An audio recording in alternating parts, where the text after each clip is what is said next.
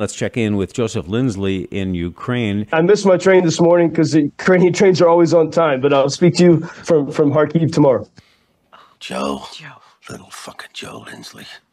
Joe Lindsley is quickly becoming an American treasure in broadcasting.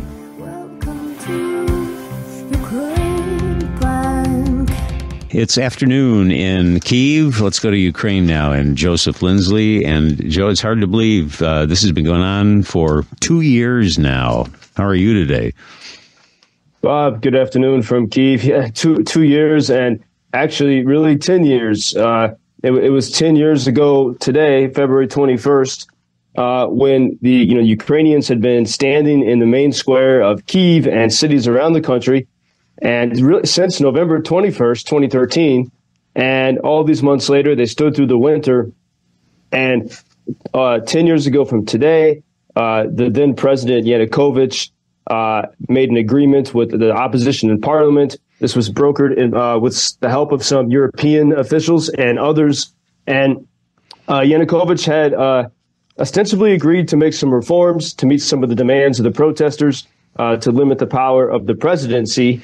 But when the people in the main square here, the Maidan, that ancient Persian word that means main square, the gathering place or square, when they heard about the agreement with Yanukovych, brokered with the help of Europe, the people in the square said no. They said, "We refuse. You need to go." And in a matter of hours, so right about at this very time, actually, it's about 3:30, everything began to change dramatically. The riot police and the military began to disappear from the city. So just days before, they had been shooting the protesters. More than 77 protesters were killed the preceding day.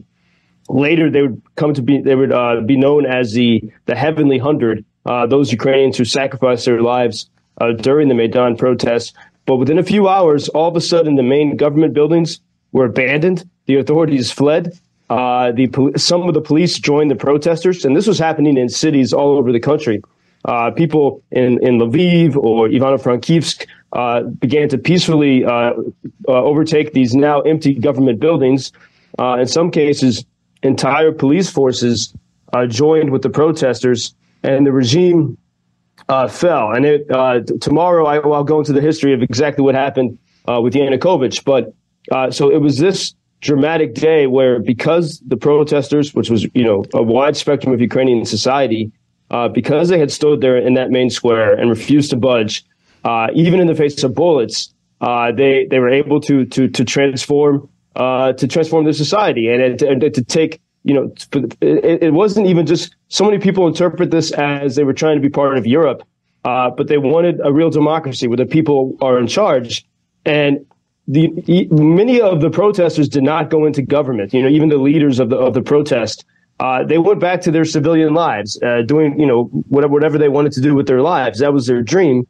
And because of those protests, it created this new sort of branch of government in Ukraine. So and this even applies now in the wartime.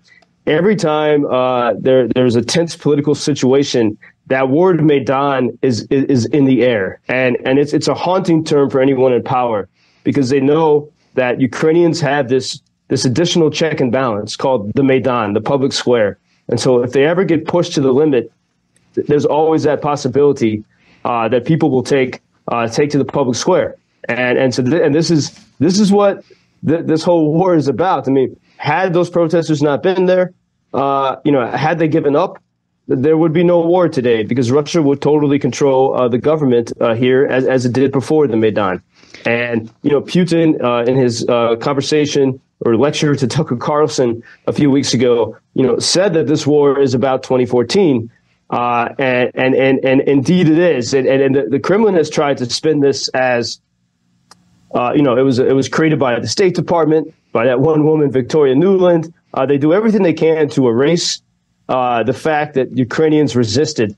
And even as I look at, what the headlines are this week, right, where so many people are talking about the death of Navalny. As you mentioned yesterday, Bob, at a U2 concert, they were chanting Navalny's name.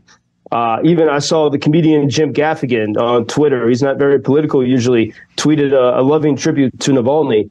And this has many Ukrainians frustrated. They feel that their whole story is being erased even in the eyes of those who defend Ukraine, because everyone's talking about this one Russian Navalny, who, by the way, in some ways supported Putin taking Crimea in 2014. And they said, look at what we've done. Our entire nation has rejected Russian tyranny, unlike the Russians, and it gets completely erased and missed from the consciousness, even of people who like Ukraine. That's a very good point. What do you know about this Russian pilot who defected to Ukraine, then moved to Spain, and now believed to have been murdered? I don't know much about it, but this was earlier. I think it was in 2022 when he defected, and he had been in touch with the SBU, Ukrainian Security Services, and he landed his helicopter on free Ukrainian soil, and then Ukrainians welcomed him. But they promised to protect him. He chose to go to Spain. Ukrainian officials said that if he had stayed here, he would have been safe. But once you're across the borders, and I've thought this often. There are Russian operatives in everywhere from Paris to Madrid to Prague. In many ways, if you're in favor of Ukraine, you're safer in a city like Lviv than you would be in continental Europe. And as we talk about things in Europe and manipulation of news, I don't know how many people have heard about the Polish farmers who are protesting and blocking. They're continuing to block the border for goods and even sometimes for people to come and go through Ukraine. And they're dumping the grain on the ground. And the Polish consul general in Lviv, Eliza Zivonkiewicz, I've met her before. She issued a statement today. She said, she's in Lviv. I can no longer remain silent for the love of my own motherland, meaning Poland. I cannot pretend that I do not see these disgraceful actions of Poland on the Polish-Ukrainian border. I apologize to you, dear Ukrainian friends. That's Eliza Zivonkiewicz, the Polish consul general in Lviv. And this is, the Russians know how to play our American, but our Western discourse very well. When many people in America hear of the Polish farmers, they say, "Oh, we want to support them." These are these movements of resistance against the machine. When the farmers, they're of the earth, and it's really it's a brilliant move to now to have them against Ukraine, to try to make Ukraine look like the bad guys. And so there's a lot of suspicion that Russian operatives are inflaming who are behind these protests of dumping grain out at the border. And one of the complaints is that it's because the price the price of grain has gone down. Well, part of that's because when there was the blockade last year, the price of grain was incredibly high, and so it's sort of stabilizing. So all this stuff is being sort of manipulated here, during the week of the 10-year anniversary of Ukraine's Maidan Revolution and the 2-year anniversary of Ukraine holding on. And it seems that there are attempts to obscure Ukraine's successes with the Russian propaganda. Joseph, before we let you go, I want to share this text with you. I don't remember exactly what you said on Friday, but one of our listeners said, I hope Joseph is not giving away state secrets. By the way, this is very good reporting from Joe. I don't know what you were talking about. I don't recall. Well, I don't think so. But, speaking of the propaganda, Bob, it is incredibly tricky. So sometimes, and a lot of people have experienced this, you'll see people who will praise you or praise different, stories about Ukraine. Mm-hmm. And then they insert something that undermines. And it'll say, oh, but why?